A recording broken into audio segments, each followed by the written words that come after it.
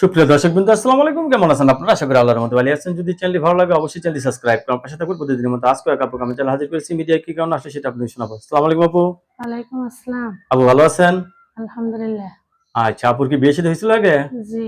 স্বামী আছে নাকি নাই? স্বামী বাসা আছে কিন্তু আমি তার কাছে নাই। আমি ছাড়াছাড়ি। ও, ডিভোর্স দিয়ে দিয়েছেন। জি। যাই হোক, কি হয়েছিল স্বামীর? স্বামী এমনি ভালো ছিল কিন্তু অন্য একটা মেয়ের ফক্করে পড়ে ওই মেয়েটা নিয়ে ভাইগে গেছে, পরে আমার খোঁজ খবর নেয় না। এই জন্য ডিভোর্স দিয়ে দিয়েছেন না? পরে আমি ডিভোর্স দিয়ে দিছি। এখন কি বিয়ে শাদী বসবেন? জি, আমি একটা মেয়ে মানুষ, এখন আমার তো একটা ছায়ের দরকার আছে। ছেলের যে বয়সের সমস্যা আছে? না, ছেলে ভালো হইতে হবে এবং আমাকে একটু সুখ শান্তি দিব এই। সুখ শান্তি দিতে পারলে হ্যাঁ। মেয়ে যে মেয়েরা চাই তো সুখ শান্তি। জি। টাকা পয়সা আসলে মেয়েরা না, কিন্তু না, লোভী না। না। আচ্ছা, এখন আপনার ছেলে সন্তান আছে নাকি? জি, কয় ছেলে মেয়ে আছে? আমার একটা ছেলে আছে। একটা ছেলে। কি কাজ করেন আপনি? আমি কাজ করি, ও যে সময় কাজ পাই ও কাজই করি, কিন্তু বাসা বাড়ির কাজ করতাম। এখন ওই কাজ আমার পোষে না। ওই কাজ পোষে না। পোষে না। এখন আপনি ভাড়া থাকি, অনেক টাকা খরচ।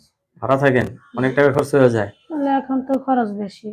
আচ্ছা, শেষ পর্যন্ত আপনি সিদ্ধান্ত নিচ্ছেন আপনি জীবন সঙ্গী, কারণ একটা জি। নারী এভাবে চলতে পারে না। না, না, ছেলে যে ছায়া লাগে। বয়সেরই হোক কোনো হ্যাঁ। সমস্যা নেই, আপনি বিয়ে বসতে জি, চাচ্ছেন। জি। দর্শক, আপুর কথাগুলো শুনলেন। আপু অত্যন্ত সরল সোজা মানুষ। তো আপুর স্বামী চলে গেছে, আপুর সাথে কথা বলতে পারবেন। আপু কারোর সাথে খারাপ ব্যবহার করবেন না, ঠিক আছে? আচ্ছা। আপনাকে অশেষ ধন্যবাদ আমার চ্যানেল সম্বন্ধের জন্য। দেশের পরবর্তী টিমের ভিডিওর জন্য অবশ্যই অপেক্ষা করবেন।